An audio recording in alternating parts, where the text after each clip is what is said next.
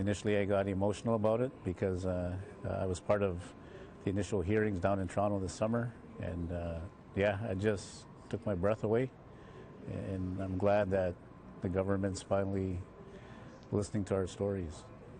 All your life you grew up wondering, first of all, where my siblings went to. I knew them all. I seen them slowly being taken away and adopted out. I also knew my biological parents. And you always wondered, where were they, how are they doing, and why your parents couldn't raise you. And so all your life you had these leftover questions.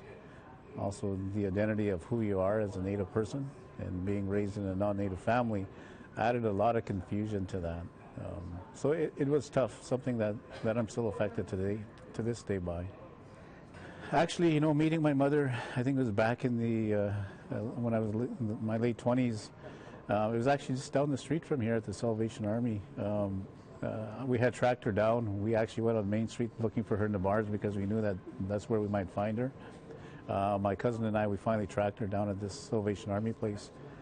And the first thing that she said to me after 20 odd years of not seeing her, the first thing she said was, and we sat down and waiting for her in the waiting area, first thing she said was, "Go buy me a pop."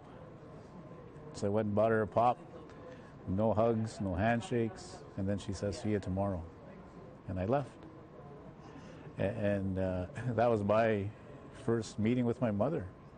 And then the next day she said, "Come back here, I'll meet you." So I did, and she didn't show up.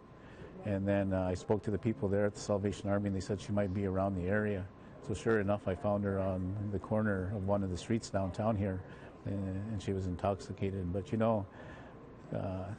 just never could have a son relationship,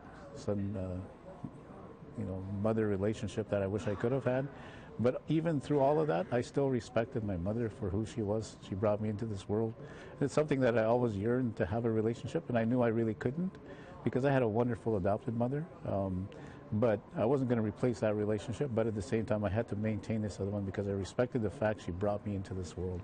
And at her funeral, that's what I told my siblings, my 5 other brothers, that I was thankful that they came to her funeral because they respected the fact that she brought them into this world. And I'm hoping that the people that don't have a voice will come out and say, "I want to be part of this," because I think it's a big step forward for our nation, for our people. So that's the message I want to get out, is there's still hope.